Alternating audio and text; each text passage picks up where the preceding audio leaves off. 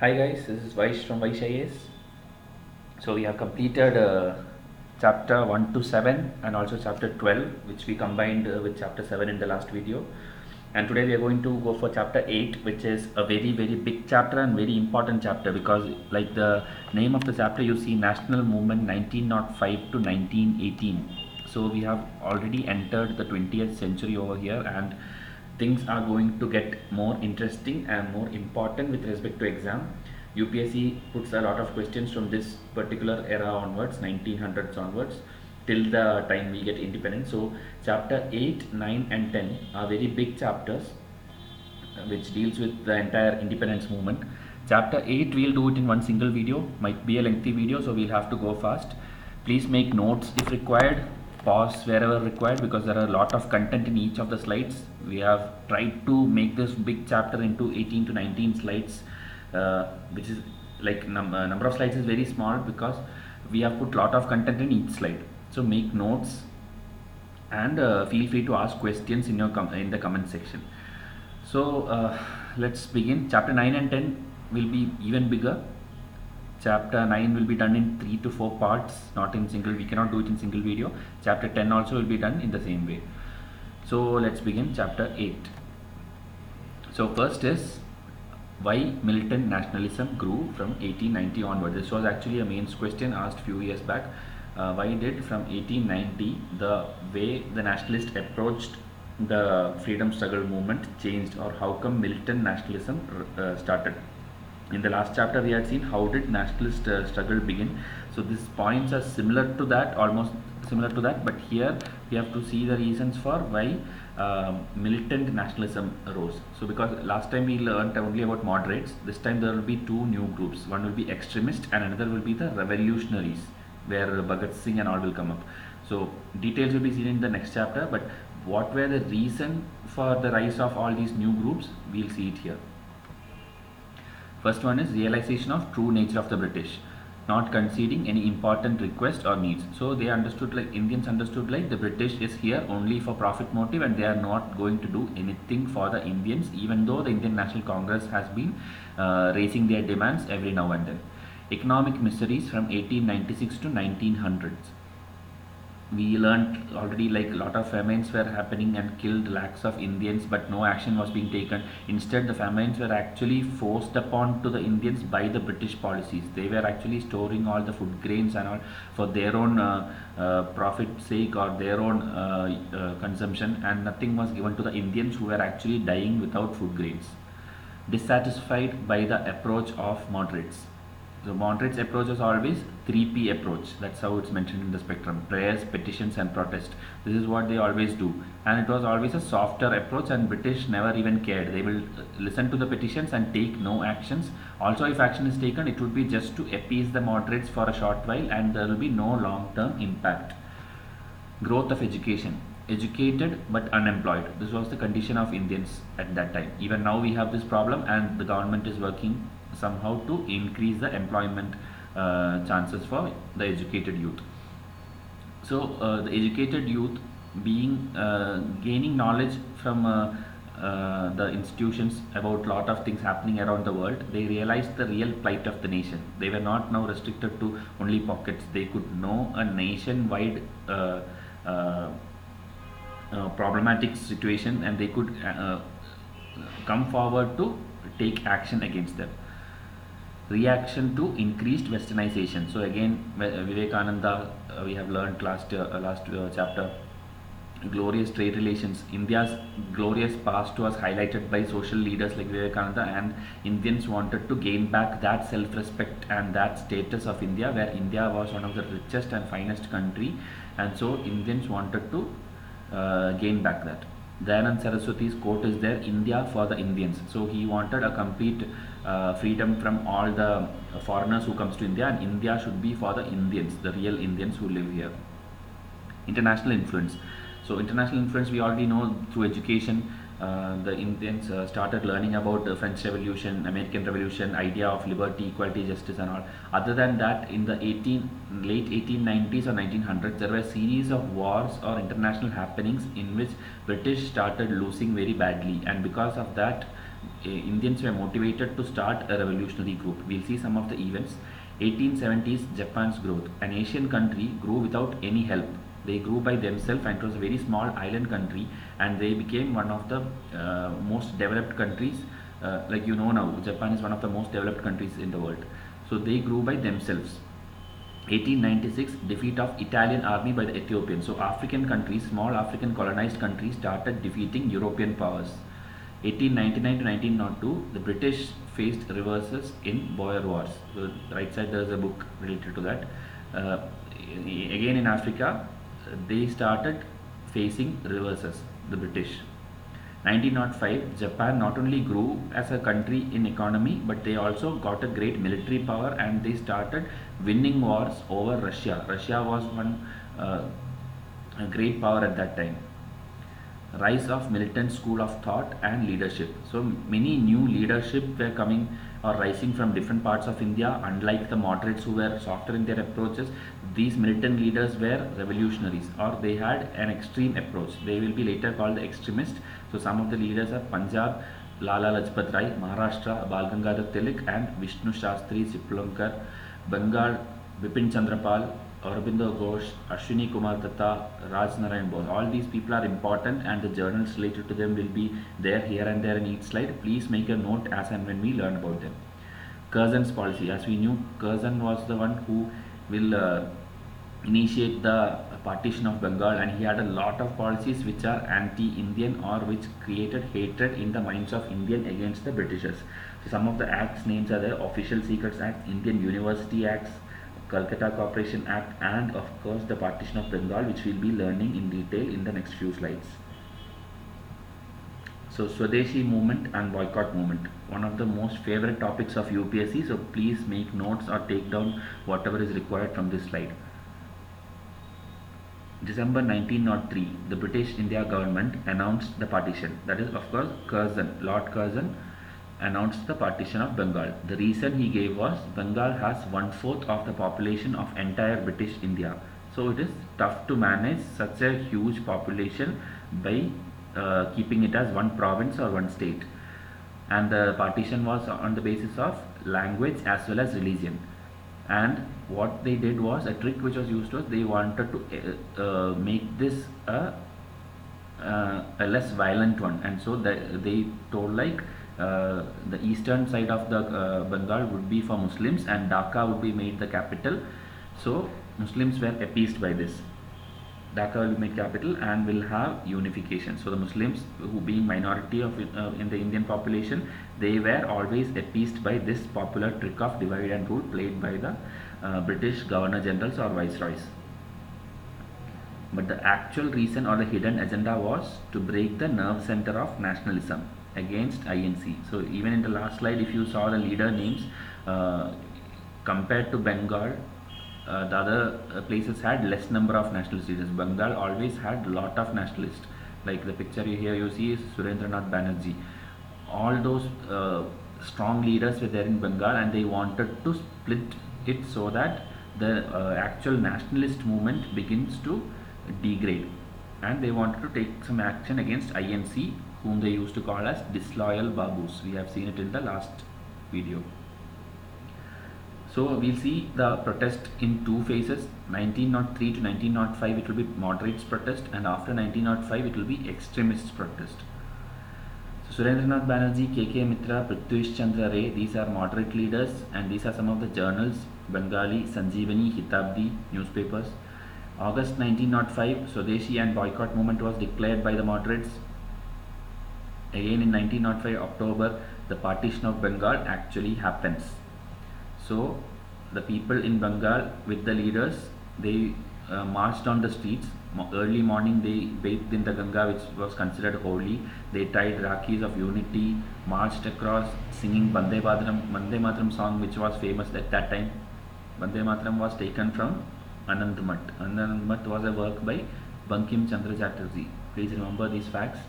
And they started boycotting all foreign goods, including Manchester cloth and Liverpool salt.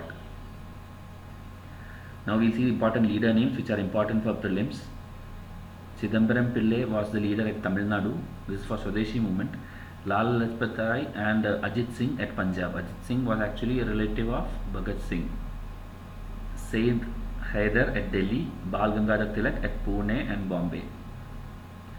Congress position 1905. These are the Indian National Congress president names of those years. We have already seen Indian National Congress formation in the last chapter. 1905 Gopalakrishna Gokhale and 1906 Dadabhai Nauroji. So instead of learning all the presidents' names by heart, each event when we learn, try to relate during that timeline who was the Indian National Congress president. Similar to the way you learn how viceroys and generals were coming in from time to time. So same way you should learn the Indian National Congress president names also. So 1905 is Gopalakrishna Gokhale, 1906 is Dadabhai Nauroji. They also believed in 3 Ps, the prayer, petition, protest theory, and did not want pan-India movement. Instead, demand self-rule. This was the position of the moderate rulers. This is what was happening between 1903 and 1905. Surat split will happen in 1907. We have a detailed slide later. We'll see that why the Surat split happened or what was the Surat split. Swadeshi and boycott movement again in 1905-1908 were led by the extremists. So in picture you can see Lal Balpal and Ghosh, the famous trio with Ghosh. Lala Lajpat Rai, Bal Gangadhar Tilak, Bipin Chandra Pal and Aurobindo Ghosh. Government banned the marches and public singing of Vande Mataram. This is what they did: burn foreign clothes, refusal of exchange of foreign good, the washerman won't wash foreign clothes, public meetings and protests, boycott colleges, offices, courts, public services. So every sector, every field in the economy or in the society was being boycotted by the Indians under the leadership of extremists. The moderates even were much softer, but the extremists were burning clothes and everything was being protested. Prelims perspective, there are a few points mentioned here. Just make a note. Political freedom is the life breath of a nation. This was a quote by Aurobindo Ghosh. Swadeshi Bandhab Samiti. It was founded by Ashwini Kumar Datta. Ganapati and Shivaji festivals were organized by Bal Gangadhar Tilak. National education. Shantiniketan was a very popular institution or adobe for national education, which was promoted to the highest level during the Swadeshi movement, because they boycotted all the schools and colleges which were constructed or set up by the Britishers. Bengal school, where Ghosh was the principal, is also another body. So remember, Shantiniketan and Bengal school. National Council of Education was set up. Bengal Institute of Technology was set up. So many Indian origin institutional setups were being rising at this time. Cultural growth was happening with Rabindranath Tagore writing the Amar Sonar Bangla, which becomes the national song for or the national anthem for Bangladesh later. Abhindranath Tagore, who is the nephew of Rabindranath Tagore and Nandalal Bose, they were famous for Indian paintings, and they were rejecting all the Western kind of art or architecture, and even Raja Ravi Verma is there. We have done about paintings in our chapter 1 also. So these names are coming there too.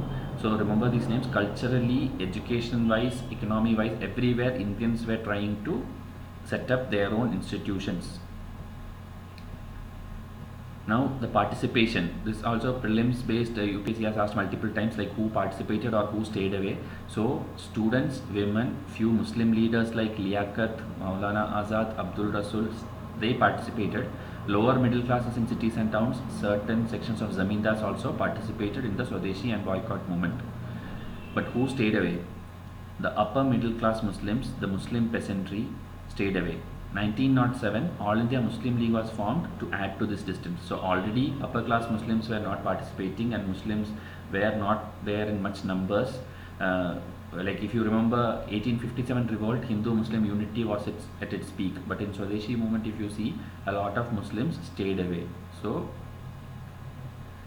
that was a negative side of it. 1911, seeing the violent protest, the government had to annul the partition. So they actually told like, okay, there is no partition now, and it is again one geographical region. But you know, like at present we have West Bengal and Bangladesh as two separate things, and even when Pakistan was formed, Bangladesh, that is East Bengal at that time, was given to Pakistan, being a majority of Muslims. So why the movement actually stopped being popular by 1908? Like we saw, like in two phases we saw moderates and extremists. So extremist phase was 1905, 1908. So why did it actually become unpopular? Because of severe government repression. Obviously, when the government sees someone is rising or someone is raising slogans against the government, they will come up with their force and they will arrest all the leaders. They failed to create an effective party structure and there was no disciplined focus. So everybody were on the streets burning clothes or doing something, but there was no unity or a effective structure. Aurobindo Ghosh and Bipin Chandra Pal retired from active politics at that time and they went to different places. Aurobindo Ghosh goes to South India and settles in Pondicherry, and Lala Lajpat Rai went abroad. Also, Bal Gangadhar Tilak was actually arrested and sent to Mandalay in Burma. He'll come back later, we'll see in the same video. And again, the extremists, they were like violent or they were more of showing passive resistance on the streets, but they failed to reach the actual masses. The leaders did not effectively tap the new energy. Like the masses were ready to come and help, but the leaders did not use them effectively. Non-cooperation and passive resistance ineffective for a long term. Leaders' perspective was also a problem. They did not have a unified goal. If you see, Tilak wanted some kind of self-governance, that is some kind of self-representation or something like what the moderates wanted. But Ghosh, on the other hand, he wanted full independence. So the leaders themselves did not have a proper ideology. Then how will a movement succeed? Tilak's opposition to age of consent bill. Like if you remember in the last chapter we had learned, like the age of marriage for girls was raised from 10 to 12 by the Britishers. But Tilak opposed it, telling like you are interfering into Indian traditions. So these kind of awkward or weird oppositions created a confusion or hatred in the minds of people. Like why is Tilak doing such a thing? Because age, the increasing of age is actually good. And also Hindu festivals he organized, the Ganapati and Shiva festival, which he told in the last slide. So people started to see him as pro-Hindu and not an actual national level leader. And in the speeches they were doing revival speeches. So again, Hinduism, so leaders were considered like Hindu leaders and Muslim leaders. The national concept was losing its scope. Surat split also happened in 1907, so that is another major reason why the Swadeshi movement slowly came to an end. We'll see Surat split in the next slide.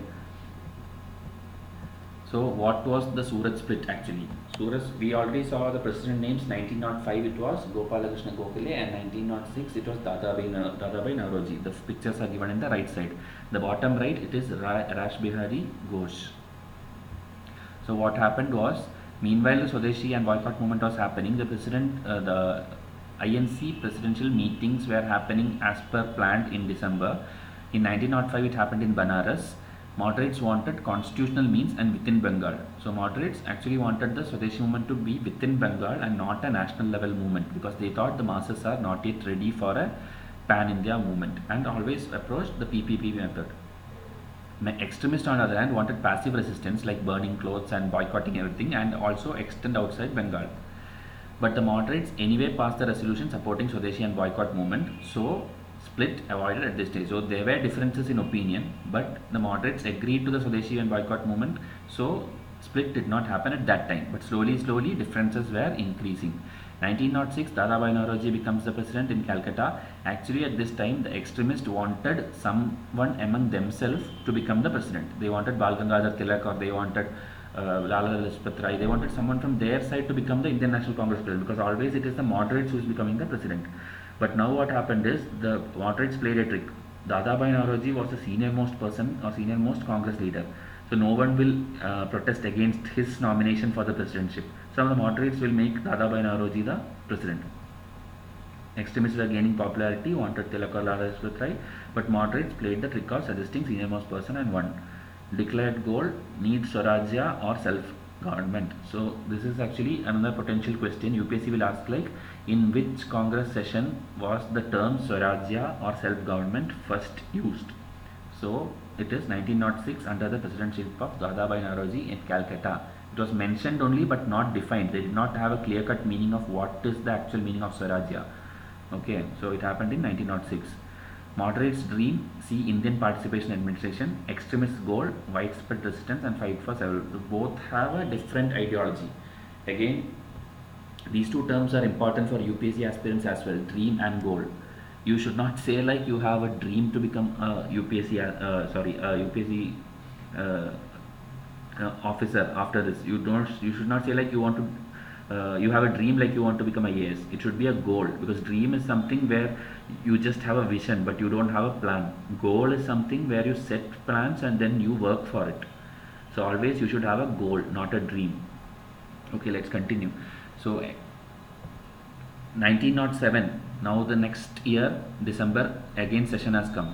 So what happened is, this time the extremists, at any cost, they wanted someone from their side to become the president. So what happened is, if you remember in the last video, we had explained what is the condition for becoming the president. The person cannot be from that particular home state, from at where the session is happening. So the moderates again played the trick. They made the session to happen at Surat. Now Surat is the home state of Bal Gangadhar Tilak. So he obviously cannot file the nomination to become president, and Vysh Ghosh was made. So extremists wanted session at Nagpur so that Tilak can be made president, but moderates again played trick of keeping session at Surat, suggested Vysh Ghosh instead, and now the split was inevitable, meaning the split could not be stopped. It had to be split into two, and extremists will walk out of the Indian National Congress.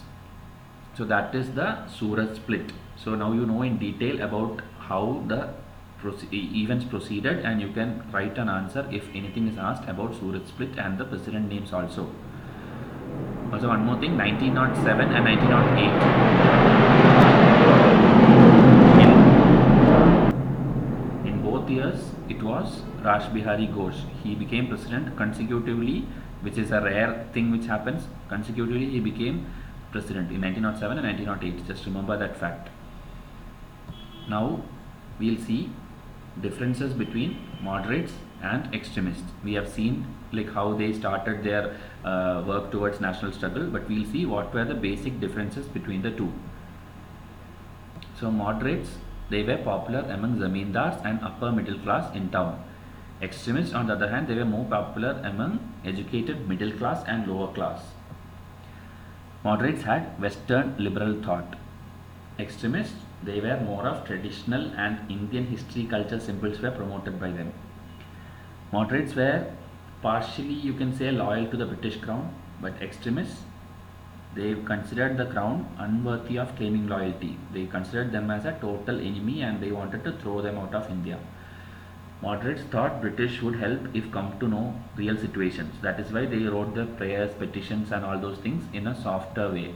But extremists knew like British interests were only of exploitation and they only had profit motives.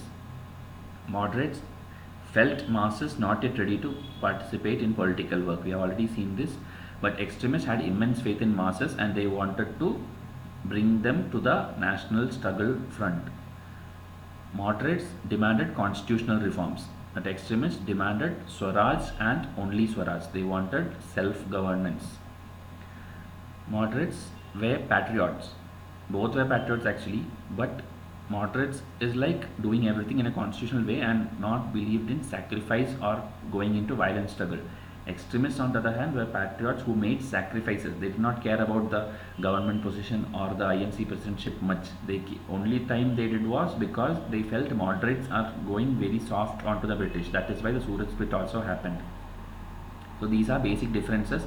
This is given like this in Spectrum. I have made it in simpler format so that you can understand, because Spectrum has more longer sentences and a little bit complicated. So I made this for your reference. Please make a note of this. It can be a question and it is very useful for you.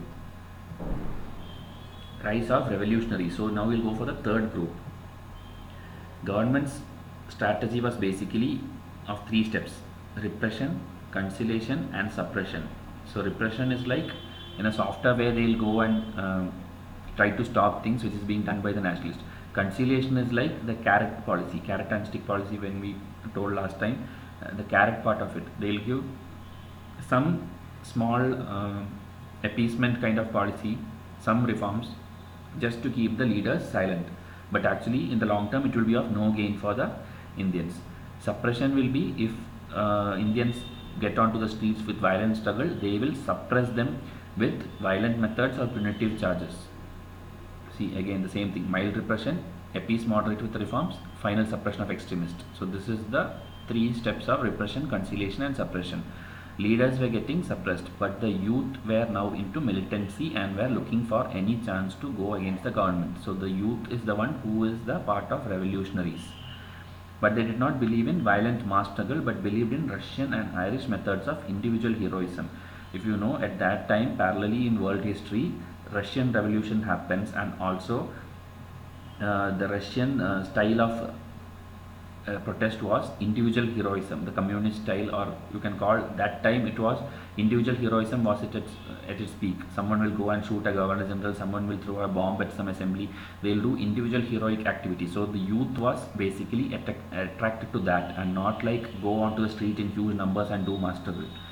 So, and how will they get their funds? They will do dacoities, they'll loot the armories, they'll loot the financial offices or the trains carrying money. So we'll see a lot of interesting things which the revolutionaries actually do in the upcoming slides and chapters.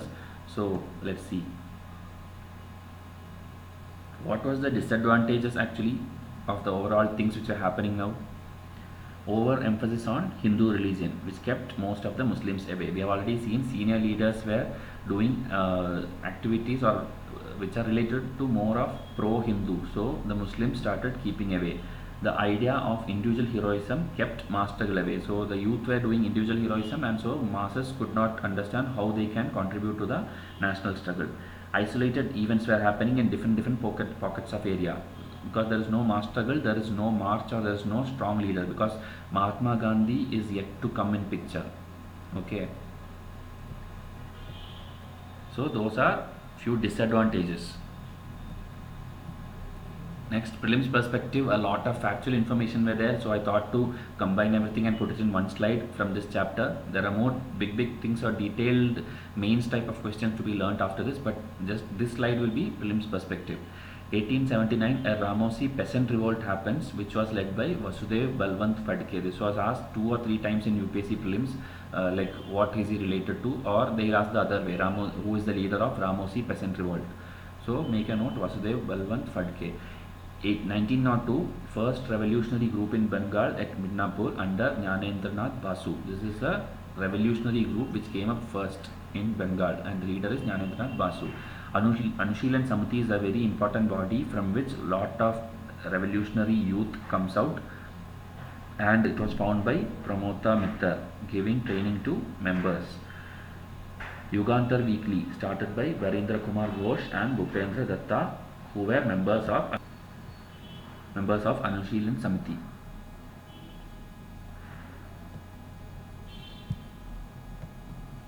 Sachin Sanyal and Rash Bihari Bose.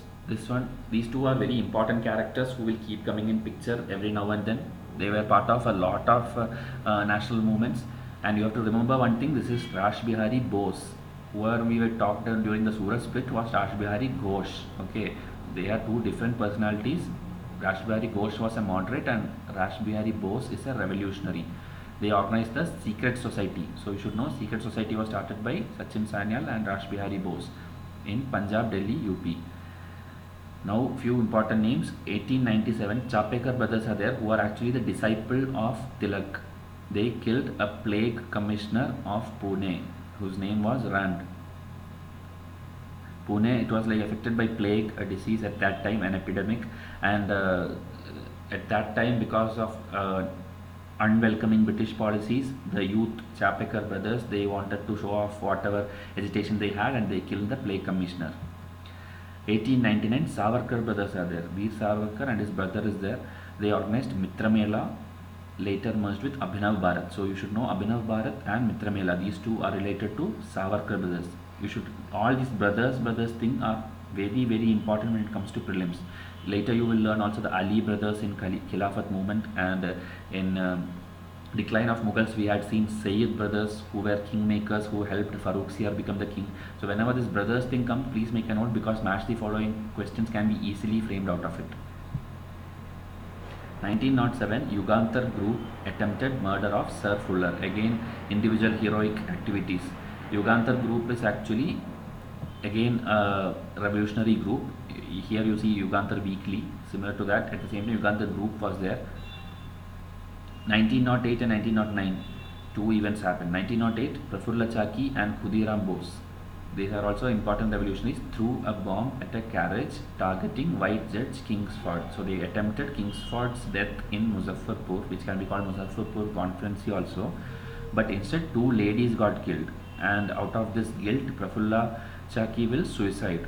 Khudiram Bose was later arrested. So this is the Muzaffarpur conspiracy. You should know this. 1909 Alipur conspiracy, where the Ghosh brothers come into picture. Nasik conspiracy, Savarkar brothers. So this is how UPSC will form actually following. They'll give 4 or 5 conspiracies on the left side and the important personalities or the what actually the event was. So if you see, Nasik conspiracy was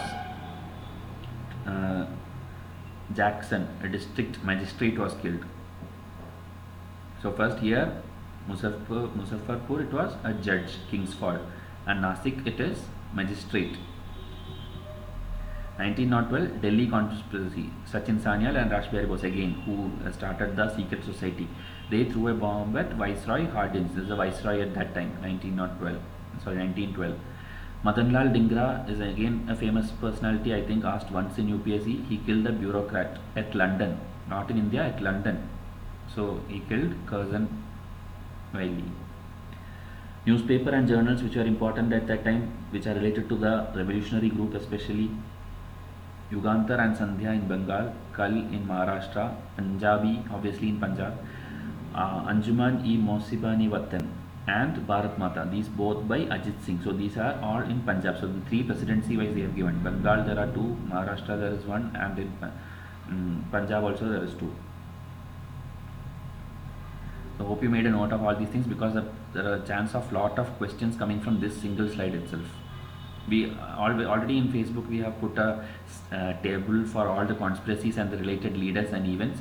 So go through it, or if you could not find it, we will upload it again. Morley Minto reforms. This picture you see, it is Morley and Minto. All the reformed names, if you see, the first name Morley, he will be the Secretary of State, and the Minto is actually the Viceroy's name. Next in 1919 again Montagu Chelmsford will come. That time also Montagu will be Secretary of State and Chelmsford will be the Viceroy. That is the order in which they name the reforms. Okay. 1906 Muslim elites called the Shimla deputation. Aga Khan name you have to remember, because he is the one who first demanded separate electorates and more representation to the Muslims based on their contribution value in defense. So he told like Muslims are contributing, although being a minority, contributing a lot to the defense or the armed forces of the British regiments. So we should be given more representation in the parliament as well. That means in the Indian National Congress and in the discussions which they have. Soon the same group joined Muslim League. The idea of Muslim League was floated by Nawab Salimullah of Dhaka. So Dhaka was made the capital, and you knew like now that it is a Muslim majority, and Nawab Salimullah, a person over there, he was the one who gave the idea of Muslim League. So remember these two names: Aga Khan, separate electorates, and Nawab Salimullah, idea of Muslim League. Their intentions were be a little bit of loyal to British government and try gaining benefits for the Muslim group and keep distance from the Indian National Congress, because Indian National Congress was slowly pictured as a Hindu group. Although it was not like that, that is how the British did the divide and rule policy and brainwashed the Muslims at that time. Only a few elite Muslims actually, not the entire Muslims, because these people considered themselves as the leader of the entire Muslim representation. Nobody gave them the right, but they started this dirty politics kind of thing, a few people, a few elite people, and because of which even now Hindu-Muslim issues are going on in the country. Obviously the same problem was going on in the Hindu side as well. There were a lot of leaders promoting Hindutva alone. So these limited kind of people on both sides are the entire reason for big issues in India even today, till date. Now we'll see a few important points about the reforms, Morley Minto reforms. The number of elected members in Imperial Legislative Council was increased. This happens almost in every reform, because that is how they appease the Indians. They will simply increase the few seats. separate electorates for Muslim, which was a landmark change at that time, and it is asked by UPSC multiple times in which reforms or which act. It is also called the Indian Councils Act 1909. Separate electorates, 8 seats were given, income qualification kept lower for them. So it's kind of a small kind of reservation kind of thing started. Indirect elections had started. We had already seen in the last video when we discussed Indian Councils Act 1892, which was the reforms before this. That time also slight elections had started. So here indirect elections were in full flow, where local body will nominate the electoral college, and that electoral college would elect provincial legislature, and this provincial legislature will go and elect the central legislature. So indirectly elections are happening and people were starting to slowly involve in elections. Now they could ask questions and also supplementary questions. Last time, in the last reform, it was like ask only the questions. Separate items on budgets could be voted on. Last time it was like they could discuss the budget but cannot vote, and this time it is like vote separately but not as a whole. So slowly improvements are being made. This was actually trick played by the Viceroy, so that the moderate leaders or Congress leaders will stay loyal to them. One Indian was appointed in a Viceroy's Executive Council. So like there was a Executive Council which was directly under Viceroy, and there would be a Legislative Council where all the other members would be there. So for the first time in the Executive Council, one Indian got entry, and the name becomes important, Satyendra Sinha. No great political gain for Indians. Morley just confused the moderates and tried to break unity by giving separate electorates. So in one reform they are doing all the needed things which they wanted, the Britishers. They confused the moderates also, they appeased the Muslims also. And the Muslim League appeased only few elites. The last statement is very important, that is what I have been telling. The Muslim League appeased only a few elites who themselves called the representatives of the entire Muslim community in India. Revolutionary activities during World War I. World War I happened at the same time, 1914 and 18, and we learned this in world history. Britain, France, Russia, USA was on one side, and Germany, Austria-Hungary and Turkey was on the other side. So if you see now, Britain, France, Russia, USA, these are again the permanent members in the United Nations Security Council, along with China, who will be joining in World War II. So that is how the permanent five was formed. Okay, that's just another fact. So let's continue. Moderates supported seeing it as duty and expecting reforms in return. So these are, now they will tell about the stance of three types of groups in India: moderates, extremists and revolutionaries. Moderates supported because they thought if they help, they'll also get in return after the war. Extremists also supported because they thought they can demand self-rule in return for their help.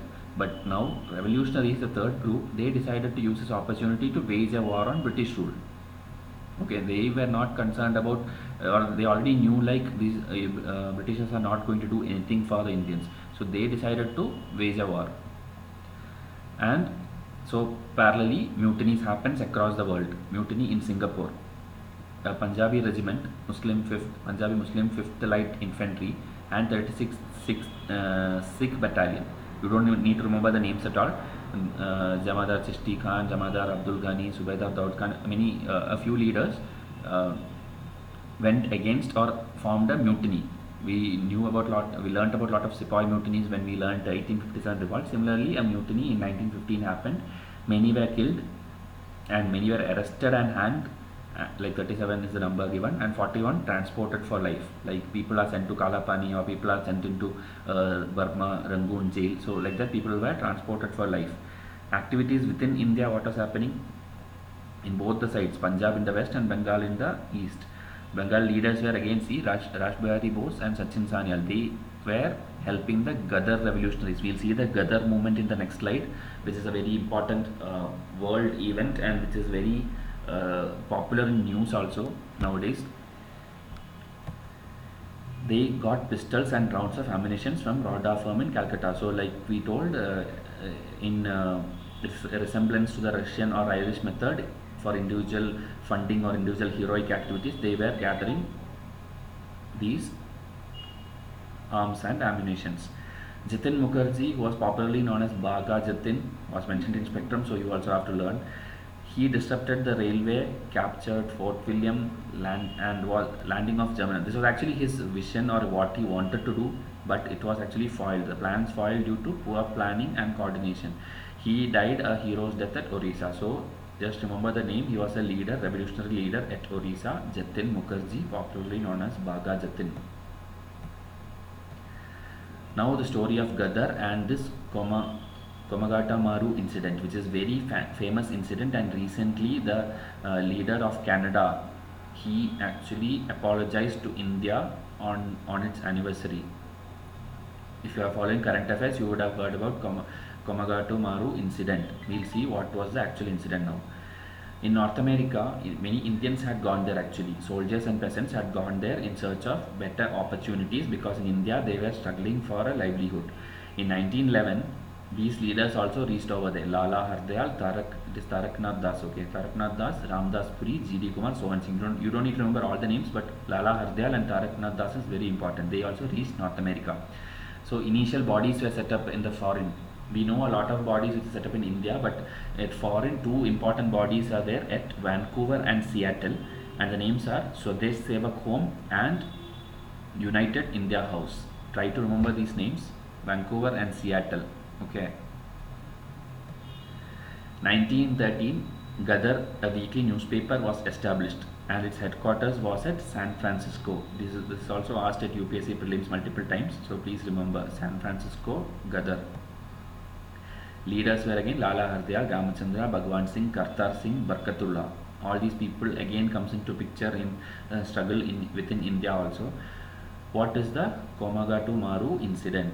It created an explosive situation in Punjab. Actually what happened was, there was a ship which was carrying about 370 passengers, mainly Punjabi Sikhs and Muslims, and it was traveling from Singapore to Vancouver, okay, in Canada.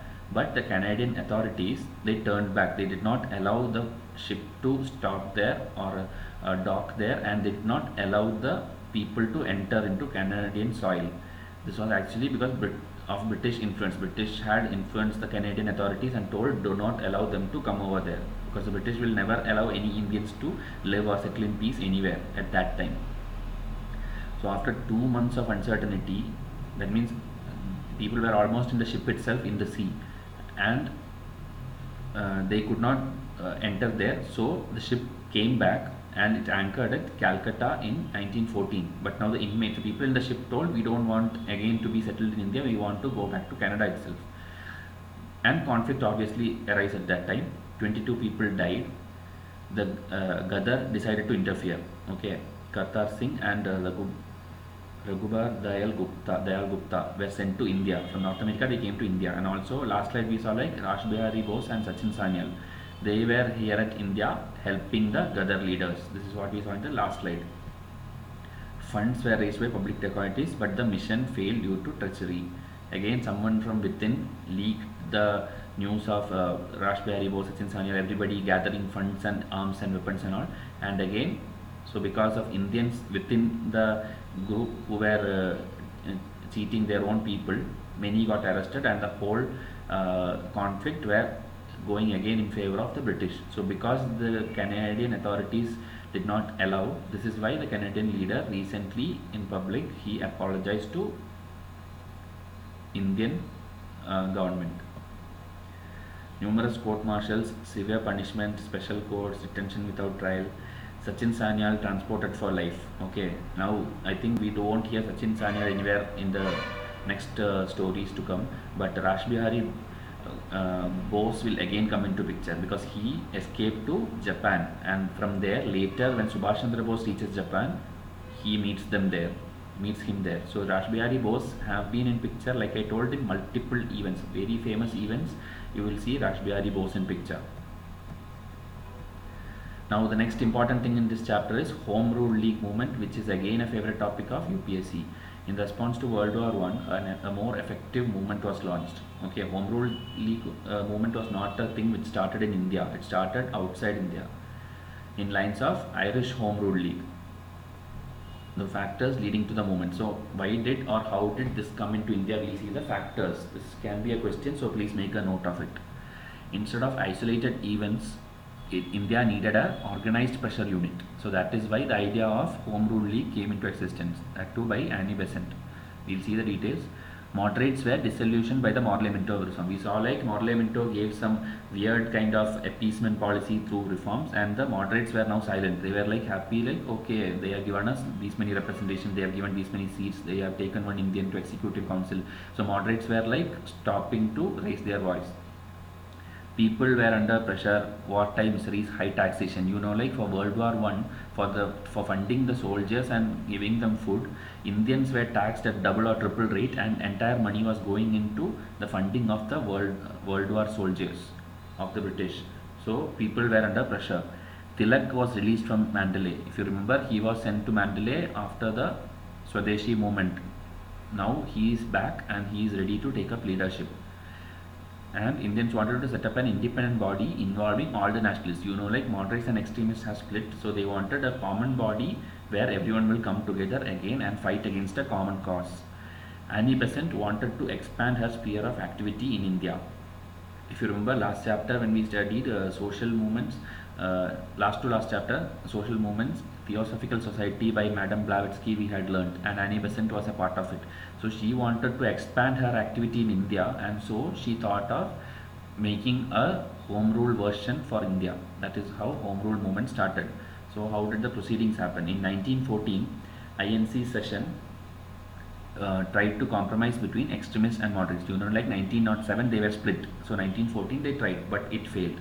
1915 again they tried, but it again failed. But Congress approved of a program of educative propaganda and upliftment of local level committees. So they did not agree to compromise with extremists, but they agreed like okay, we can form some body for progressive education. So that is how Home Rule League movement will start.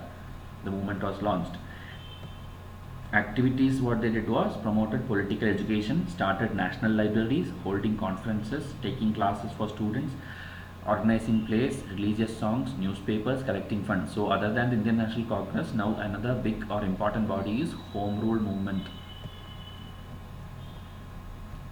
Prelims perspective, we'll see information about Home Rule Legal. It's about lot of, it's picked up from Spectrum and also from questions which have been already asked. So please make a note of all these things.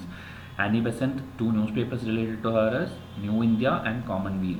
Leaders, Annie Besant was the leader at Madras, Bombay City and rest of India.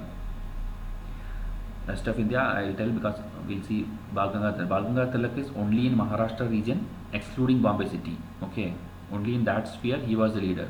See, if you see Bombay City is under Annie Besant.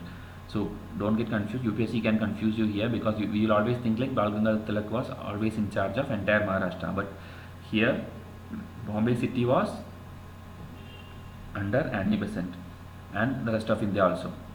So and it was even a wider one, hundreds of branches. Bal Gangadhar Tilak had only 6 branches. And other important names are George Arundale, C.P. Ramaswamy Iyer and B.W. Vadya. At the end of the chapter we will put MCQs also related to this, so it will be more clear.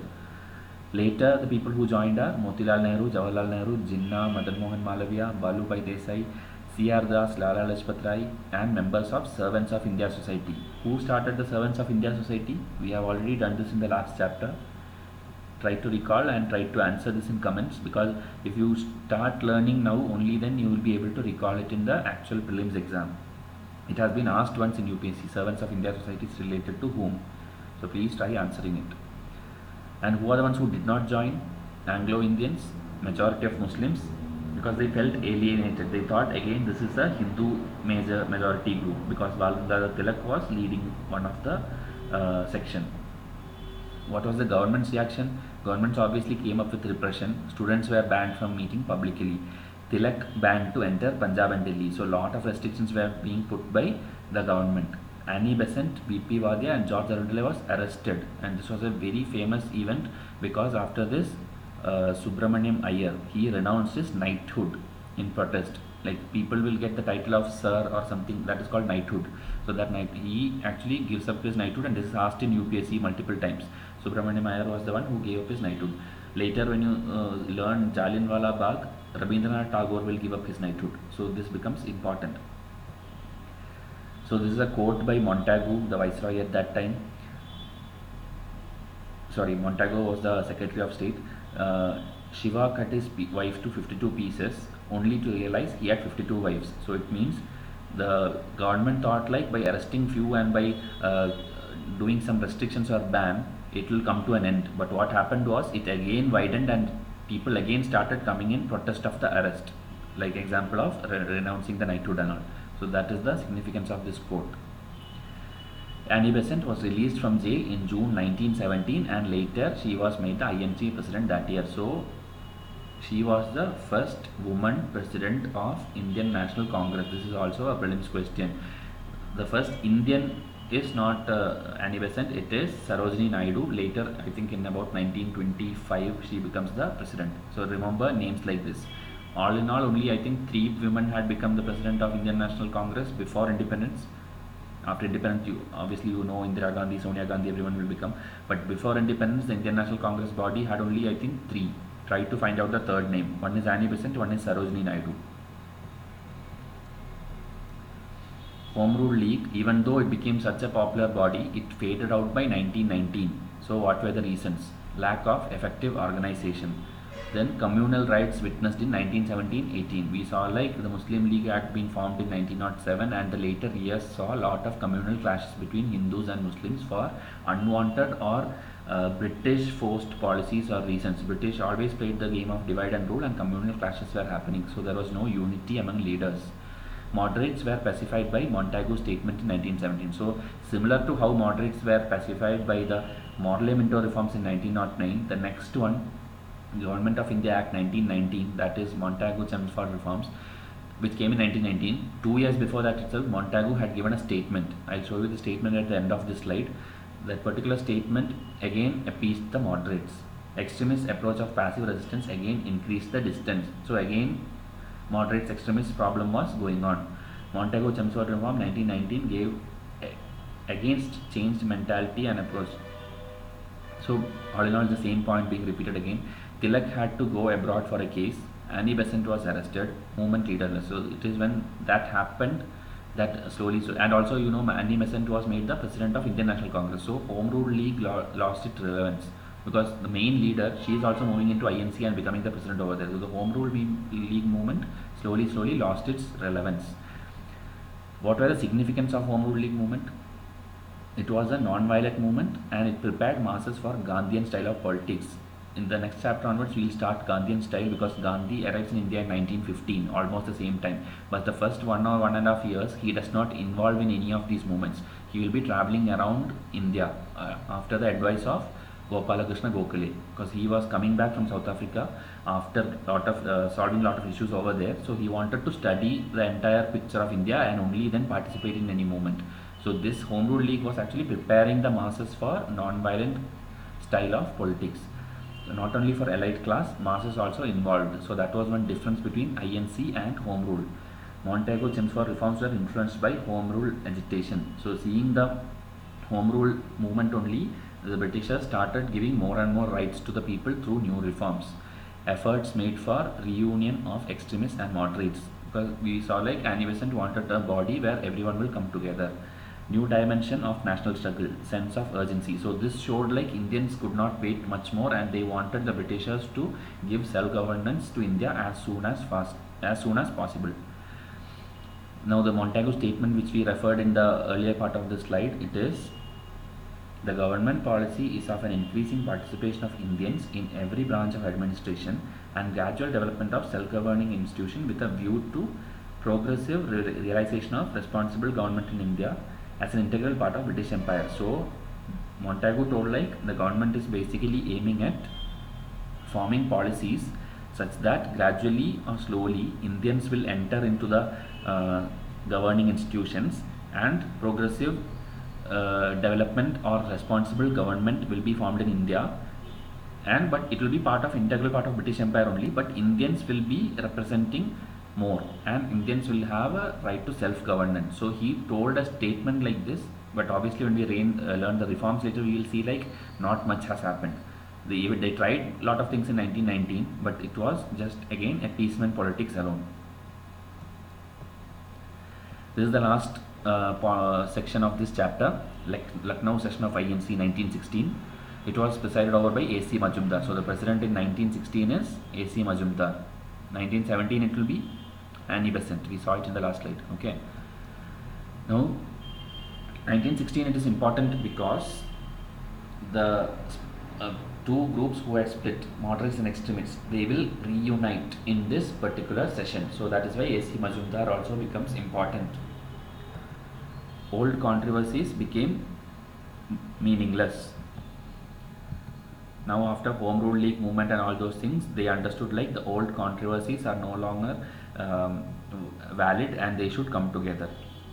Both leaders realized it led to political inactivity. They have understood like if because the British is just playing a policy of divide and rule already between Hindus and Muslims, if the leaders, senior leaders also get split and do things differently, then nothing is going to happen good for India. Efforts of Home Rule League movement. We saw already they tried to unite the both. Tilak said no more violent methods of changing administration instead of overthrowing government. So he also agreed to what moderates also were saying. Then Gopalakrishna Gokhale and Firoz Shah Mehta passed away at that time. So they were one of the most senior leaders, and because they were no longer there, the younger leaders or the other leaders thought like we should come together and work together for the betterment of India. So that was one thing which happened. Moderates and extremists reunited. Another thing was Lucknow Pact. That is, Congress and the Muslim League also united. So this session or this timeline is very important because that is 1916. Two groups are uniting. One is moderates extremists, another is Congress Muslim League. And now what happened that all of a sudden why did Muslim League started favoring Congress? It was not towards love for INC obviously, but problem was it was the more hatred towards Britain. Okay, so like enemies will be friend, so that kind of concept it was. Britain's refusal to help Turkey in Balkan Wars. So again you see these elite Muslims who represented themselves as the face of the entire Muslim, which was not true, but that is what they pictured. Again Turkey, the region of the Caliphate or their Muslim authority, when Britain refused to help those places in certain wars and in World War I, these people took that as a reason and went against the British, and that is why they joined hands with INC, because they were hating Britons for not supporting their religion. Annulment of partition of Bengal. So we already seen like 1911 they annulled the partition. So obviously these elite leaders who got Dhaka as capital and all, they won't like it. So that was another reason.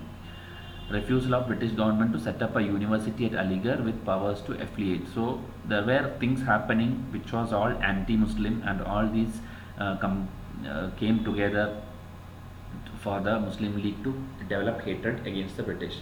Sense of self-government better for them than British ruling over them. So again the same reason, whatever moderates wanted, that is what the Muslim League also wanted, and they thought to come together.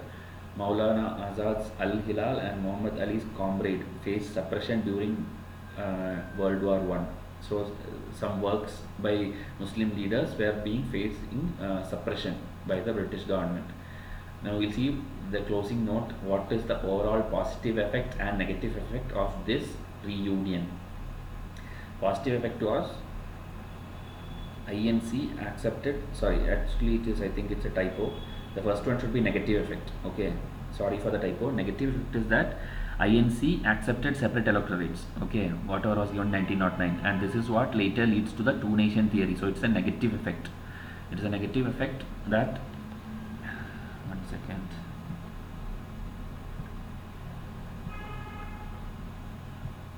Okay, these two should be interchanged. This is positive effect and this is negative effect. So separate electorates, and later it becomes two-nation theory and Pakistan is formed.